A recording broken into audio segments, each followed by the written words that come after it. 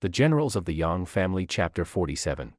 We're opening up the pages of the classic military romance, The Yang Family Generals, and we're focusing strictly on the events of Chapter 27. Right. Our mission here is to trace how a single desperate siege at the city Jiangsu spirals into a massive coalition war that just defies every single expectation of combat.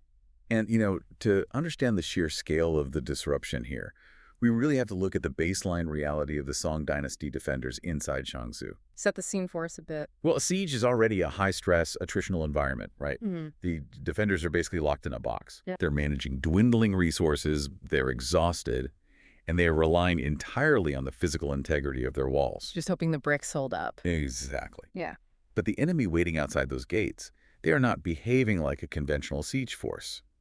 The text explicitly states that this besieging army is utilizing supernatural abilities. Right, which is just, it's such a curveball. It is. They are wielding forces that bypass the physical walls entirely. They strike directly at the psychology of the defending troops. And we jump straight into the friction of this setup with a Song general named Lu Min. Oh, Li Min. Yeah, Lu Min is staring down this seemingly impossible enemy, and his response is just pure, unfiltered bravado. Which is a choice. A huge choice. He decides to break standard siege protocol, charge right out of the gates, and take the fight directly to the enemy commander, a guy named Xu Tianxin. And right there, that introduces an immediate tactical vulnerability. How so? Well, in siege warfare, the defender's primary advantage is static fortification. You have the wall. Right, you stay behind the big, heavy door. Exactly. By riding out, Lu Min is surrendering that advantage. He's trading structural defense for mobility, which is incredibly risky. So he rides out and he initiates this verbal exchange with Tianxin. And Tianxin immediately goes for the psychological throat. Yeah, he does. He just completely dismisses Lu Min as, a defeated general looking for death. And Lu Min gets so fired up, he responds by threatening to wipe Tianxin's forces off the map entirely. He demands they retreat or lose every piece of armor they have. Pure bravado. Completely. So he spurs his horse, their weapons clash, and almost instantly, Tianxin turns his horse and flees. Right. Now, looking at the historical mechanics of this, executing a feigned retreat, it's not just turning around and running away, is it? Oh, no. Far from it. The feigned retreat is arguably the most mechanically complex maneuver an ancient cavalry force can attempt. Really? More than a charge? Definitely. I mean, think about it. A horse is a prey animal. Its basic instinct in chaos is flight. When you train a cavalry unit to charge, you are overriding that instinct to run. Okay, that makes sense. Right. So if you then command them to turn their backs and flee, but without breaking formation or triggering a genuine, panic cascade among your own mounts. Oh, I see. You're trying to fake a panic without actually starting a real one. Exactly. You are asking for supreme discipline. The goal is to modulate your speed so perfectly that the pursuing enemy believes they are genuinely chasing down a routed foe. You want them to get greedy. Yes. You want them to break their own lines in the bloodlust of the pursuit. And Lu Min, who is just fueled by adrenaline and the sheer ego of thinking he actually intimidated this terrifying commander, he takes the bait hook, line, and sinker. That completely falls for it. He gives chase, but he barely covers the distance of a stone's throw before the entire operational environment just fractures. It completely breaks down. Right. Before Lu Min can close the gap, Tianxin deploys what the text calls demon magic. By the magic. The sun and the moon go entirely dark. Gale force winds rip through the battlefield, pulling trees out of the ground by their roots, and the sky fills with countless phantom demon lords. It's a terrifying image. Okay, let's unpack this for a second, because it's like bringing a standard sword to a wizard fight. Yeah. But from a narrative or a historical perspective, isn't inserting magic into a military text just sort of a cheat code? Like a way for explaining away a devastating chaotic ambush or a sudden dust storm? That is such a crucial question. And what's fascinating here is how supernatural elements in ancient texts often serve as metaphors. Metaphors for what? For the absolute extreme of the fog of war. Let's strip away the supernatural terminology for a moment and just look at the functional mechanism of what is happening to Lu Min and his troops here. Okay, let's do it. The sudden absence of light completely neutralizes visual command and control. Because they can't see the flags or the signals. Exactly. In an ancient formation, you maintain your line by looking at the banner and looking at the man to your left and your right. When you plunge an army into sudden darkness, you isolate every single soldier. Wow. Yeah, they're just instantly alone in a crowd. And then you add the auditory assault. The text mentions uprooted trees and screaming winds. Right. If a soldier is blinded, they try to rely on their hearing to locate their unit or, listen for the commanding officer's drums or gongs. But the wind is too loud. Right. The deafening roar of the wind acts as an acoustic masking agent. It is simultaneous sensory deprivation and sensory overload. That sounds literally paralyzing. It is. The individual soldier is physically isolated by the dark and acoustically deafened by the wind. And at that point, the human brain's pattern recognition software just panics. It tries to fill in the blanks. Precisely. When a human being cannot visually or acoustically map their environment in a high-threat situation, the brain fills in the gaps with their worst fears. Ah, so that is what the demon lords represent. Yes. The howling of the wind becomes the screaming of phantoms. The shifting shadows become monstrous figures. Tianjin has effectively weaponized the environment to induce a mass psychogenic breakdown. Man. And in the middle of that blinding chaos, Tianjin simply turns his horse around, steps right back into Lu Min's personal space, and delivers a lethal halberd thrust. And Lu Min never saw coming. He's killed instantly, probably because he's, staring at the sky or trying to control a completely panicked horse.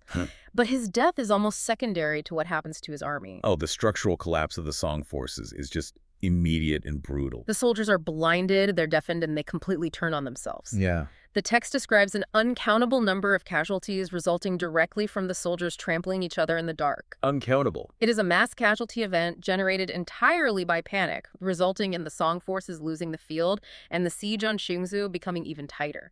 And this sequence really forces us to analyze how supernatural elements function in these historical military texts. Like you said, it is rarely just an arbitrary narrative device. Right, it's not just a writer being creative. No, it's a highly codified metaphor. Consider how a sudden, violent atmospheric anomaly, say a blinding dust storm or a microburst that kicks up blinding debris and obscures the sun. Yeah.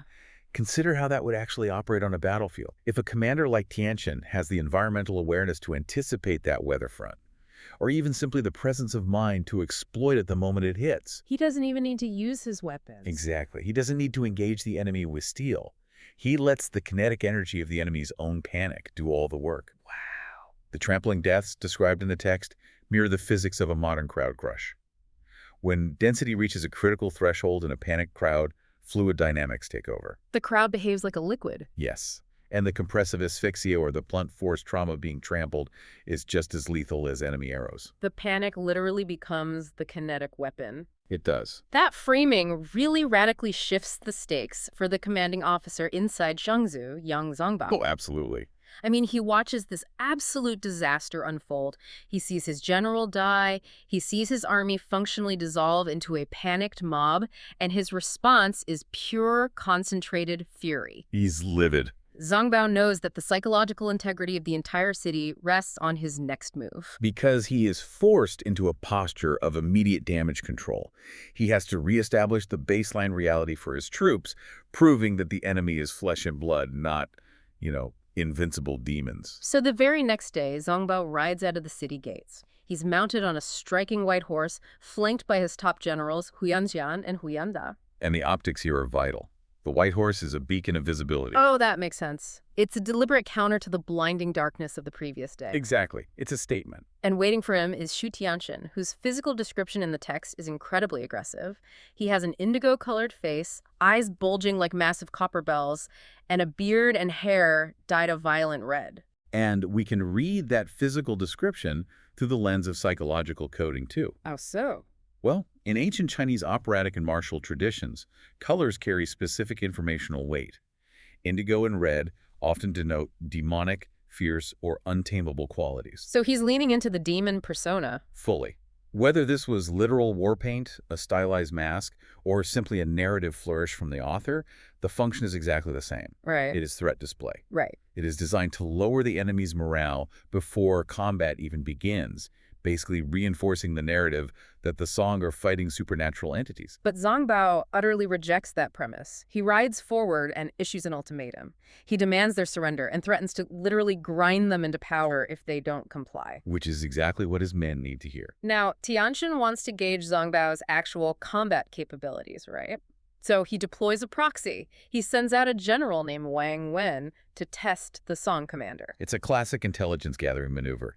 Tianqian is unwilling to risk his own command structure until he understands the physics of Zongbao's fighting style. And Zongbao provides that data very quickly and very violently. He certainly does. They clash amidst the deafening roar of war drums.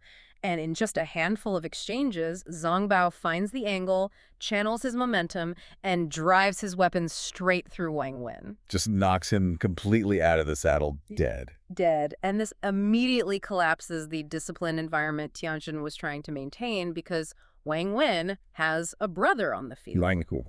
And Wang Hu just loses his mind. He screams out about avenging his blood relative and launches this completely uncoordinated, emotion-driven charge directly at Zongbao. He's not thinking tactically at all. Not even a little bit. Now watch how Zongbao handles this because it's brilliant.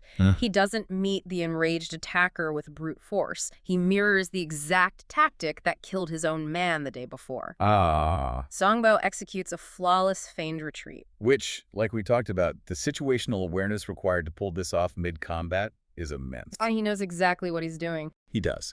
Zongbao recognizes that Wang Hu's rage has narrowed his cognitive field. Anger causes tunnel vision. Wang Hu is no longer looking at the battlefield. He is only looking at Zongbao's back. So Zongbao wheels his white horse around and flees toward the flank of the military formation. Wang Hu gives chase, entirely oblivious to his surroundings, and then Zongbao demonstrates the mechanics of a Parthian shot. Incredible move. While still in motion, he turns his torso back, draws his bow, and drops Wang Hu with a single, perfectly placed arrow. And to accurately fire a heavy warbow backwards from the saddle of a galloping horse. I mean, that requires an astonishing level of core stability and proprioception. That sounds impossible. It's incredibly difficult. You are essentially decoupling the kinetic movement of your lower body from the fine motor control of your upper body, all while calculating the trajectory of a moving target. Wow. It is a masterclass in individual martial dominance. And the Song troops respond exactly as you would expect, right? Their commander just effortlessly dispatched 2 enemy generals in back-to-back duels. Their morale just instantly spikes. General Jian sees this momentum and triggers a massive earth-shaking charge. The Song army is surging forward. They are literally breaking the enemy lines. But just as victory seems mathematically certain, the environment shifts again. Tianqian realizes his conventional assets are failing. Yep. So he re-engages his asymmetric advantage. He starts chanting. The sky is instantly plunged back into pitch-black darkness. Sand and massive stones are violently whipped through the air, basically acting as blinding shrapnel. This is chaos. And out of this artificial night, heavily armored phantom soldiers, described again as demon troops, materialize and tear into the Song lines. The whiplash there is just total. The Song forces transition from a state of high arousal victory to complete sensory panic in a matter of seconds. It is total devastation. Zongbao, who just moments ago proved himself to be a virtually untouchable physical combatant, is suddenly powerless. You cannot stab the wind. Right. You cannot shoot an arrow into pitch darkness when your eyes are filled with sand. So despite his brilliance, Zongbao is terrified. He's forced to turn that white horse around and flee back to the safety of the city walls alongside Huiyanxian. But not everyone makes it. No. The rear guard usually suffers. General Huiyande gets bogged down in the chaos, is swamped by enemy troops, and is captured. He's dragged before the enemy's Grand Marshal Yin Qi, who literally locks him inside a prisoner cage. So what does this all mean for Zongbao? I mean, he is clearly the superior fighter, outsmarting his enemies in one-on-one combat, but he still loses the battle. Does individual brilliance even matter when the enemy can literally change the rules of the game at a moment's notice? That's the core question. Yeah. And this sequence forces us to confront a brutal reality about the hierarchy of warfare. It introduces the concept of asymmetric warfare scaling. Okay, break that down for me. Well, Zonbao's failure proves that tactical mastery does not scale infinitely. Because martial arts and archery are fundamentally linear. It's one man against one man. Precisely. Zongbao operates at the absolute pinnacle of linear individual combat.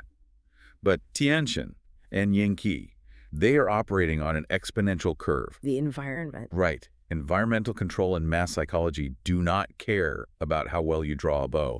If you control the environment, you dictate the behavior of the mass. Wow, yeah. Tianjin bypasses Zongbao entirely by attacking the sensory input of the 10,000 men behind him. Zongbao's individual brilliance has a ceiling, and Tianjin just dropped a mountain on it. Man, and this marks a massive pivot in our source material. It really does. We pull away from the blinding sand and the screaming horses of the battlefield, and we transition into the quiet, analytical space of the enemy war room. A very different vibe. Very. Marshal Yingqi and Xu Tianqian are debriefing the engagement, and what is striking here is their complete lack of hubris. Yeah, they're surprisingly grounded. They just routed the legendary Yang Zongbao using terrifying asymmetric tactics, but they are incredibly sober about their actual position. Because they're looking at the telemetry of the battle, not the mythology of it. Tianjin acknowledges the math. They won the field, yes, but they lost 2 highly capable battlefield commanders in the Wang brothers. That's a heavy cost. It is. And furthermore, inflicting casualties in the open field does not solve their primary objective. Which is the city. Right, the structural reality of the fortified city of Jiangsu. As you said earlier, you cannot intimidate a brick wall. Exactly. Tianjin explicitly states that the city is just too heavily defended to be taken with their current footprint. They need a massive injection of literal boots on the ground. They need to surge troops from their homeland. And this realization moves the text from tactical battlefield management into the realm of grand geopolitical strategy. So a dispatch rider is sent back to their sovereign, King Limu. And here we are introduced to the king's right-hand strategist, Chancellor Hu Tianzang. A very important figure. Hu Tianzang looks at the stalemate at Jiangsu, and he doesn't just suggest a simple reinforcement. He architects a multinational geopolitical pincer movement designed to crush the Song dynasty from multiple vectors simultaneously. Hu Tianzang is operating on the macroeconomic level of warfare. He understands that the most potent weapon in antiquity isn't a spell or a sword. Yes, a treaty. It is a treaty. So he outlines the specific economic and political levers required to build this massive coalition. He starts with the Senliu state. Okay. To purchase their military compliance, he proposes a marriage alliance, essentially locking their royal families together to guarantee non-aggression and mutual support. And he sweetens the deal with massive shipments of gold and pearls. Which is brilliant. The marriage alliance is the ultimate collateral. It is a biological treaty. But the gold and pearls provide the immediate liquidity needed to mobilize an army. Right, you need cash to march. Then he turns to the Hishui state. To secure their forces, he doesn't offer gold. He offers the most dangerous currency of all, land. Oh, wow. He promises them heavy, highly strategic territories in the Central Plains once the Song dynasty is eradicated. Let's examine the mechanics of that promise because it's wild. Promising land you do not currently occupy is the geopolitical equivalent of fiat currency. Just printing money. Literally. Hu Tianzang is essentially printing military power out of thin air.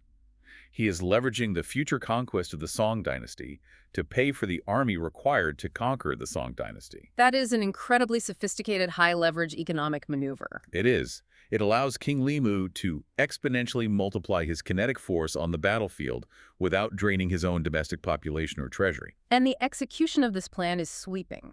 The purchased armies of Senluo and Heishui are directed to march from Kizu to hit the vulnerable rear of the Song forces. The rear guard. Exactly. Simultaneously, King Limu's own son, the third prince, will march a fresh army directly to the front. It's the classic anvil and hammer strategy, right? Yeah. But scaled up to cover thousands of square miles of topography. Here's where it gets really interesting. The enemy realizes that magic isn't enough to take a brick wall, so they pivot entirely to geopolitics. Yeah. It's like watching a chess player realize they can't mate with their current pieces, so they just buy 3 extra queens to put on the board. That's a perfect analogy. Yeah. And if we connect this to the bigger picture, it really shows how alliances of convenience are formed. Land promises and marriage treaties were the ultimate currency of ancient diplomacy, allowing a military force to multiply its power exponentially. And the logistics of the numbers involved here are staggering. The Crown Prince of Senluo, Meng Xin, mobilizes 40,000 troops. 40,000. The Heishui general, Bai Shengzheng, brings 30,000 troops. And the third prince arrives with 40,000 Chang troops. Oh, that. We are talking about the sudden materialization of 110,000 fresh soldiers converging on a city that is already buckling under a siege. We have to consider the sheer logistical terror of 110,000 men moving across ancient infrastructure. Just feeding them. The caloric requirement alone to feed that many humans and draft animals daily requires a localized economic collapse wherever they march. They'd eat everything in sight. Everything. Yeah. The intelligence footprint is massive. Zongbao, sitting inside Zhangzhou, would feel the approach of this coalition like an earthquake long before he ever saw their banners. And that leads us to the arrival of this overwhelming force. The third prince establishes his western camp and waits for the allied forces to link up. Right. When the Senluo prince, Mengxin, arrives, the atmospheric tone of the enemy command completely shifts. So. Well, the original commanders, Yin Qi and Tianxin, had developed a really healthy respect for the lethal capabilities of the Song forces. They knew Zongbao was dangerous. Because they'd fought him. Exactly. Mengxin, however, arrives radiating pure, unearned arrogance.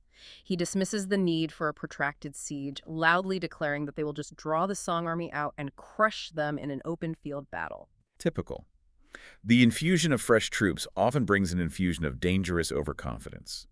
Mengxin hasn't witnessed Songbao's archery or the discipline of the Song infantry. He has no idea what he's walking into. None at all. Meanwhile, inside the walls of Shangzhou, Commander Zongbao is processing the reality of this 110,000-man coalition.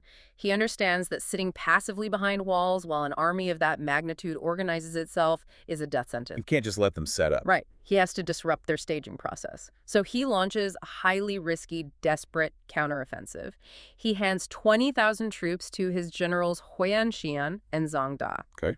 They deploy in a standard three-route formation. A general named Yi Wu takes the left flank, Zhang Da anchors the center, and Huyan Xin commands the right.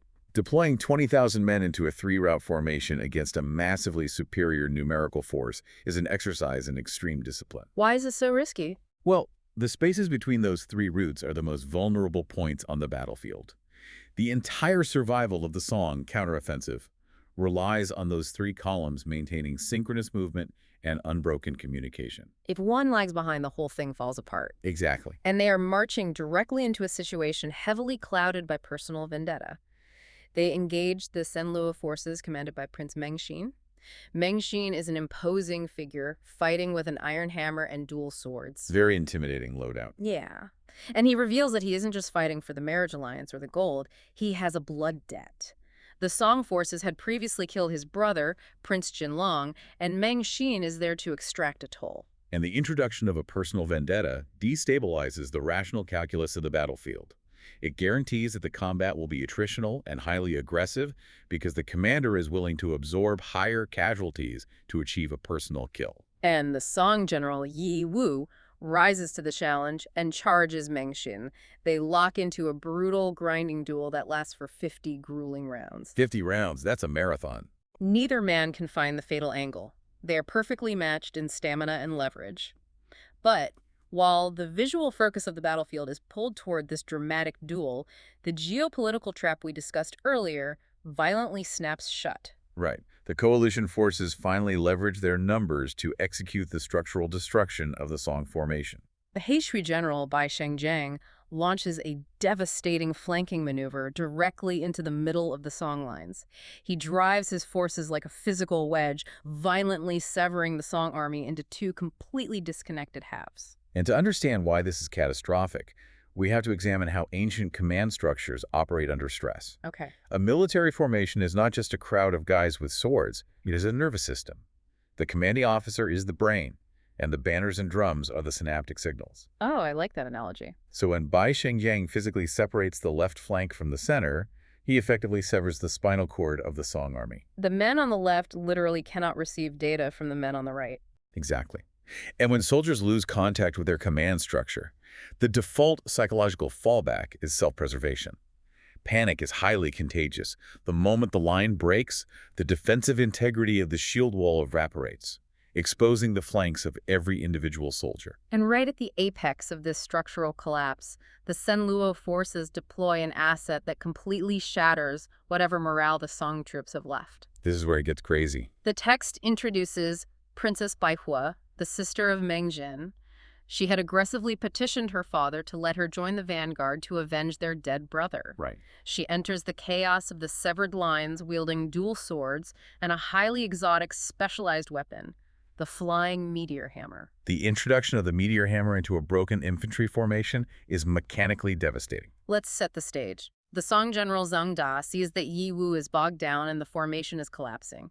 He attempts to reestablish the command node by charging forward to support Yi Wu. Trying to fix the spinal cord. Exactly. But Princess Baihua intercepts him. She deploys the meteor hammer and strikes Zhengda squarely in the chest with such immense kinetic force that it kills him on impact. Let's break down the physics and the psychology of the meteor hammer because it's fascinating. Yeah, how does it actually work? Functionally, it is a dense metal weight tethered to a long length of chain or rope. Unlike a rigid weapon like a sword or a spear, which operates on linear thrusts and arcs, a flexible weapon operates on centripetal force. Spinning it. Right. By spinning the weight, the user generates massive kinetic energy. When released, that energy is transferred instantly to a pinpoint target. We have this incredible female warrior, Princess Baihua, who completely turns the tide of the battle with this very exotic weapon. But notice how quickly the Song strategy fell apart the moment their formation was physically split. Yes. Why are armies so fragile when their lines are broken? Well, it bypasses standard defenses completely. A shield is designed to block a rigid object. If you throw a meteor hammer at a shield, the flexible tether simply wraps around the edge of the shield, and the weighted head continues its arc directly into the defender's body. Oh, wow. So blocking it actually makes it worse in a way. Exactly. Furthermore, the visual and acoustic signature of a whistling weight flying through the air is entirely alien to a standard infantryman. So you have a Song army that has just had its lines physically severed. They are surrounded by an unfamiliar coalition force, and suddenly this exotic whistling weapon drops out of the sky and caves in the chest of the commanding officer trying to save them. It's a nightmare scenario. The result is absolute, unmitigated collapse. The moment Zhangda's body hits the ground, the enemy unleashes a localized hail of crossbow bolts. The Song forces are routed. Just completely broken. Yi Wu is quickly overwhelmed and killed. Ouyang Xian barely manages to carve his way out, fleeing all the way back to the very edge of the Xiangzhou city moat. The anatomy of this rout is a textbook example of command decapitation. Right. When the structural integrity of the formation is breached, and the focal point of authority Zhengda is instantly erased by an unpredictable weapon, the mental architecture of the soldiers dissolves. They stop fighting as a unit and start dying as individuals. Which brings us to the most insidious and devastating sequence. We look at the immediate aftermath of this slaughter. Inside the coalition war room, there is celebration. Understandably. Marshal Yin Qi and the third prince are reveling in the deaths of Zhengda and Yi Wu. But Yin Qi is an incredibly shrewd tactician, and he cuts the celebration short. He anticipates the exact psychological state of his opponent. Yin Qi engages in high-level empathy here, not out of compassion, but out of tactical necessity. Right, he's getting in Zongbao's head. He models Yang Zongbao's internal state perfectly. Yin Qi tells the third prince that Zongbao is going to be blindingly furious. Zongbao just lost his top lieutenants in an incredibly humiliating, messy engagement. He's going to want blood. Exactly. And Yin Qi then admits something really profound for a military commander. He openly acknowledges that Zongbao's martial arts are simply too superior. Which takes a lot of self-awareness. It does. Yin Qi states plainly that even with their massive numerical advantage, if they engage Zongbao in a fair, direct fight while he is fueled by this level of rage, the coalition might actually lose. It is a remarkable moment of ego suppression by Yin Qi. He correctly assesses that his enemy's primary asset, which is individual kinetic lethality, is a variable he cannot confidently control. So he just opts out of that game entirely. Exactly. He must completely remove that variable from the equation. So Yin Qi proposes a pivot away from magic, away from direct infantry clashes, and away from exotic weapons. He designs a purely psychological trap built entirely upon the local topography. Geography becomes the weapon. He points out that roughly 15 miles away from the walls of Xiangzhou, there is a very specific geographical feature known as Jinshanlong, or the Gold Mountain Cage. The geology of the track is everything here. The name itself dictates the function. It is a box canyon.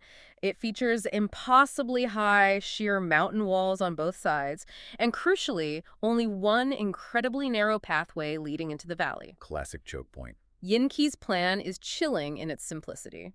They are going to strike their camp, pull entirely back from the city walls, and reposition their entire army at the foot of Gold Mountain. Just pack up and leave. Yep. They will deliberately bait Zongbao into chasing them, draw his furious vanguard through that narrow choke point, and then simply seal the door behind them. They aren't going to fight Zongbao's martial arts. They are going to lock him in a geological cage and let starvation kill him over the course of several dozen days. And once the elite tactical core of the Song army is slowly starving to death in a valley 15 miles away, well, the brick walls of Xiangzhou become functionally irrelevant. You can just walk right into the city. Exactly. You've removed the defenders without touching the walls. It is a flawless strategy, but it requires one vital component. The victim has to willfully walk into the cage. Right. They have to choose to go in. The trap only springs as Zongbao's psychology overrides his tactical training. And this is where we witness the catastrophic failure of an otherwise brilliant mind. Back inside Jiangsu, Zongbao is drowning in grief and rage over his dead generals. We need to examine the neuroscience of command under extreme emotional duress here. Grief and rage do not just make you feel bad emotionally, they fundamentally alter how your brain processes data. It's a chemical reaction. It is. A massive spike in cortisol and adrenaline shifts control away from the prefrontal cortex, which is the area responsible for complex planning, risk assessment, logic, and hands it to the amygdala, which deals in highly reactive, binary fight-or-flight responses. Oh, wow. So he's literally not thinking straight. Zongbao is literally chemically incapable of evaluating the battlefield objectively. And we see this play out in the War Council. General Deng Wen, one of Zongbao's remaining officers, tries desperately to intervene. Deng Wen is not blinded by grief. He looks at the data. The enemy has a massive numerical advantage, yet they suddenly break the siege and retreat 15 miles to a mountainous choke point. It makes no tactical sense. Right. Deng Wen explicitly warns Zongbao that this is obviously a trap, and begs him to maintain their defensive posture behind the walls. Deng Wen is acting as the external prefrontal cortex that Zongbao has temporarily lost. He is mapping the behavior of the enemy against rational expectations and finding a massive discrepancy. It's agonizing to read. It's like watching the protagonist in a horror movie walk past all the warning signs directly into the haunted house. Don't go in there. Exactly. Zongbao literally used a fake retreat to kill Wang Hu earlier, but his ego is so huge he doesn't think the enemy could possibly use the exact same tactic on him. This raises an important question about leadership and emotional regulation. Yin Qi perfectly weaponized Zongbao's grief and pride. Strategic brilliance requires objectivity. And Zongbao lost his. Completely. The moment a leader makes it personal, their predictability becomes their ultimate weakness, leading them straight into the cage. The ego rejects the data. Zongbao dismisses Deng Wen with absolute contempt. He claims the enemy possesses only brute courage and lacks any real strategic depth. Such a fatal miscalculation. Zongbao actually stands in front of his council and boasts, "Just watch me destroy them." It's so painful to watch this unfold. It really is. So the execution the next morning is a masterstroke of manipulation. Zongbao strips the city of almost its entire defense force, taking Huan Jian, Lu Qing, and even the protesting Deng Wen, and marches on Gold Mountain. Think about the fluid dynamics of what happens next. The Song army is a massive, pressurized body of water, and Zongbao's rage is the gravity pulling it forward. The coalition forces deploy their decoys perfectly. Huan Xin engages Shu Tianxian. Tianxian barely crosses weapons before faking a panic and fleeing. Hating the hook. Then, Marshal Yin Qi himself rides out to face Zongbao.